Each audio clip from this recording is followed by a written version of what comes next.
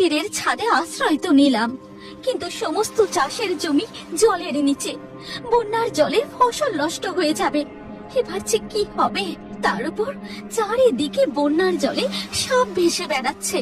এমন বন্যা তো আগে কখনো আমাদের গ্রামে হয়নি। অনেক দিন আগেকার কথা, যখন পরীরা পৃথিবী রাজ্যের এক গ্রামে বসবাস করত। এই পরীদের গ্রামটি ছিল আর 5টা গ্রামের মতোই। মাটির বাড়ি, সবুজ গাছপালা ও নদী দিয়ে ঘেরা। গ্রামের এই নদী থেকে পরীরা মাছ ধরতো, জমিতে চাষাবাদ করত, আর জঙ্গলের গাছ থেকে ফল পেড়ে মজা করে খেত। এমনই একদিন গ্রামের নদী থেকে মাছ ধরতে ধরতে লালিমা পরী নীলিমা পরীকে বলে, নীলিমা পরী, আজ মনে হয় মুষলধারে বৃষ্টি হবে। দেখো, আকাশে কালো মেঘ জমাট বেঁধেছে। কতদিন বৃষ্টি হয়নি, আজ বৃষ্টি হলে দারুণ মজা হবে। বৃষ্টির দিনে এই ইলিশ মাছ ভাজা দিয়ে গরম গরম খিচুড়ি খেতে দারুণ লাগে। নীলিমা পরীর কথা শেষ হতে না হতেই আকাশে মেঘ গর্জন করে শুরু হয় ঝমঝমিয়ে বৃষ্টি। আরে আরে, বৃষ্টি শুরু হলো যে। নীলিমা পরী, আমরা যে ভিজে যাব।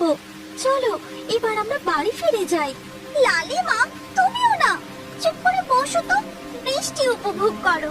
আমার বৃষ্টিতে ভিজতে দারুণ লাগে। আমরা এই বৃষ্টিতে ভিজতে ভিজতে আরো কিছু মাছ ধরবো। নীলিমা, তুমি ছেলে মানুষই করো না। তুমি জানো না এই বৃষ্টি কতটা ভয়ঙ্কর হতে পারে? বিন্দু বিন্দু বৃষ্টি বন্যা ডেকে নিয়ে আসতে পারে। এই, আমার ছিপে টান পড়েছে, মনে হয় বড় মাছ আটকেছে। এই কথা বলে নীলিমা পরী তার ছিপটা টান দিয়ে জলের উপরে তোলে। এই দেখো লালিমা পরী, আমার ছিপে কত বড় ইলিশ মাছ উঠেছে। হ্যাঁ, তাই তো দেখছি। কিন্তু নীলিমা, বৃষ্টির বেগ ধীরে ধীরে আরো বাড়ছে। এবার কুটিরে ফিরে চলো। ওহো, লালিমা পরী, তুমি মাছ ধরার দিকে মনোযোগ দাও তো। কি মনোরম পরিবেশ, ঝমঝম করে বৃষ্টি হচ্ছে আর আমরা ভিজে ভিজে মাছ ধরছি। আমার দারুণ লাগছে। এরপর নীলিমা পরী আবারও তার ছিপটা নদীর জলে ফেলে। বৃষ্টিতে ভিজতে ভিজতে নীলিমা পরী ও লালিমা পরী টপাটপ করে ইলিশ মাছ ধরতে থাকে। এমন সময় সেই নদীর জলের নিচে দেখা যায়, এই যে দেখি, এই পরীরা প্রয়োজনের অধিক ইলিশ মাছ ধরছে। এটা একদমই উচিত নয়। আমি ইলিশ রানী হয়ে এটা হতে দিতে পারি না। আমাকে কিছু একটা করতেই হবে। এই বলে ইলিশ রানী মণিমালা জলপরী হাতে করে জাদু করতেই আকাশে জোরে বিদ্যুৎ গর্জে ওঠে। বৃষ্টির পরিমাণ আরো জোরালো হতে থাকে। ধীরে ধীরে নদীর জলও বেড়ে যায়। নীলিমা পরী, তুমি লক্ষ্য করেছো? নদীর জল ধীরে ধীরে বাড়ছে। চলো, আর হেয়ালি করো না। আমাদের এক্ষুনি গ্রামের সকল পরীদের খবর দিতে হবে। হ্যাঁ, তাই তো দেখছি, নদীর জল আগের থেকে কতটা বেড়ে গেছে। চলো এবার আমরা ফিরে যাই। চলো, আমরা প্রথমে নীলকণ্ঠ সর্দারের কাছে যাই।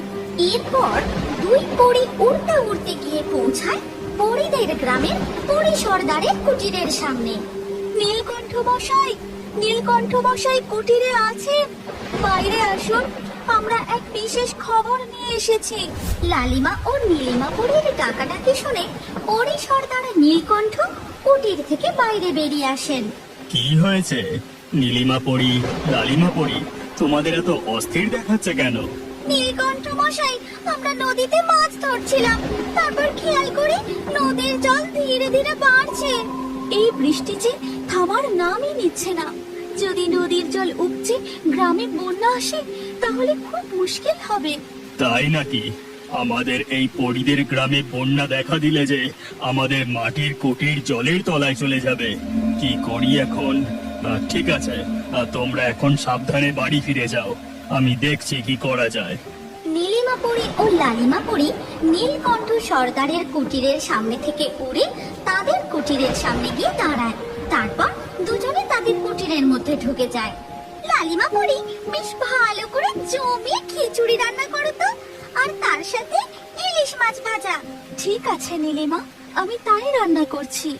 এই কথা বলে লালিমা পড়ে উনুনে আগুন জ্বালিয়ে খিচুড়ি রান্না শুরু করে।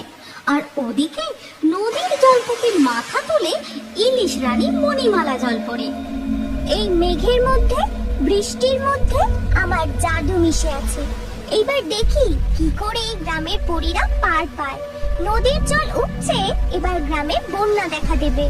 মণিমালা জলপরীর কথা মতো নদীর জল উপচে পরীদের গ্রামে প্রবেশ করতে থাকে। কিন্তু কুটিরের মধ্যে নীলিমা পরী ও লালিমা পরী ইলিশ মাছ ভাজা দিয়ে জমিয়ে খিচুড়ি খেতে থাকে। আহা, কি সুস্বাদু খিচুড়ি বানিয়েছো লালিমা পরী। বাইরে ঝমঝম করে বৃষ্টি পড়ছে, আর তার সাথে ইলিশ মাছ ভাজা দিয়ে খিচুড়ি, একেবারে জমে গেছে।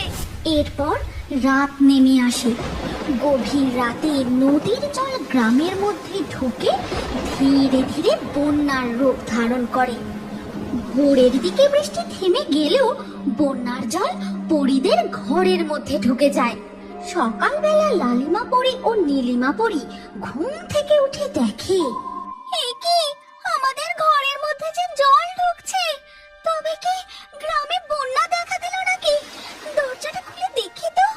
নীলিমা পরী তাদের কুটিরের দরজা খুলে দেখে যে বাইরে চারিদিকে জল। তাদের পরীদের গ্রামে বন্যা দেখা দিয়েছে। নীলিমা পরী, ধীরে ধীরে বন্যার জল বাড়ছে। দেখো, বন্যার জলে সাপ ভেসে এসে আমাদের কুটিরের মধ্যে ঢুকেছে। আমাদের আর এই কুটিরের মধ্যে থাকা উচিত হবে না। আমাদের কোনো উঁচু স্থানে গিয়ে বসতে হবে। যত দূর দেখা যায় চারিদিকে শুধু বন্যার জল আর বন্যার জল, কোথাও উঁচু জায়গা নেই। চলো, আমরা এখন আমাদের কুটিরের ছাদে গিয়ে বসি। হ্যাঁ, তুমি ঠিক বলেছো, চলো আমরা ছাদে গিয়ে বসি। এরপর নীলিমা পরী ও লালিমা পরী তাদের কুটিরের ছাদে গিয়ে বসে। গ্রামের আশেপাশের পরীরাও তাদের নিজ নিজ কুটিরের ছাদে গিয়ে আশ্রয় নেয়। কুটিরের ছাদে আশ্রয় তো নিলাম, কিন্তু সমস্ত চাষের জমি জলের নিচে। বন্যার জলে ফসল নষ্ট হয়ে যাবে। এবার যে কি হবে? তার উপর চারিদিকে বন্যার জলে সাপ ভেসে বেড়াচ্ছে। এমন বন্যা তো আগে কখনো আমাদের গ্রামে হয়নি। ওদিকে পরী সর্দার নীলকণ্ঠ তার কুটিরের ছাদে বসে জাদু করে বন্যার কারণ জানার চেষ্টা করেন। তখনই তিনি ইলিশ রানী মণিমালার দৃশ্য দেখতে পান। আচ্ছা, এবার আমি বুঝতে পেরেছি, আমাদের গ্রামের বন্যা কোনো সাধারণ বন্যা নয়। আমাকে এক্ষুনি মণিমালা জলপরীকে স্মরণ করতে হবে। প্রকট হও ইলিশ রানী জলপরী মণিমালা, প্রকট হও। পরী সর্দার নীলকণ্ঠের ডাকে মণিমালা জলপরী তার কুটিরের সামনে এসে জল থেকে মাথা তোলে। ক্ষমা করবেন মণিমালা জলপরী, নীলিমা পরী ও লালিমা পরীর তরফ থেকে আমি আপনার কাছে ক্ষমা চাইছি। এই বন্যার হাত থেকে রক্ষা পাওয়ার একটা উপায় বলুন। ঠিক আছে, ক্ষমা করে দিলাম, কিন্তু এই বন্যার জল যে এত সহজে নামবে না। কুটিরের ছাদে না বসে বন্যার মধ্যেও ভাসমান ঘরের মধ্যে থাকতে পারবে। কিন্তু কে বানাবে সেই ভাসমান ঘর? এই গ্রাম থেকে কয়েক ক্রোশ দূরে শিমুলতলি নামে এক গ্রাম আছে। ওই গ্রামে অজয় নামে এক কাঠুরে বসবাস করে। তার কাছে যান। আগের বছর বন্যায় সে একটি ভাসমান বাড়ি বানিয়ে অনেক অসহায়কে রক্ষা করেছিল। ঠিক আছে জলপরী মণিমালা, আমি এক্ষুনি শিমুলতলি গ্রামের উদ্দেশ্যে রওনা দিচ্ছি। এই কথা বলে পরী সর্দার নীলকণ্ঠ ডানা মেলে উড়ে শিমুলতলি গ্রামের উদ্দেশ্যে রওনা দেয়।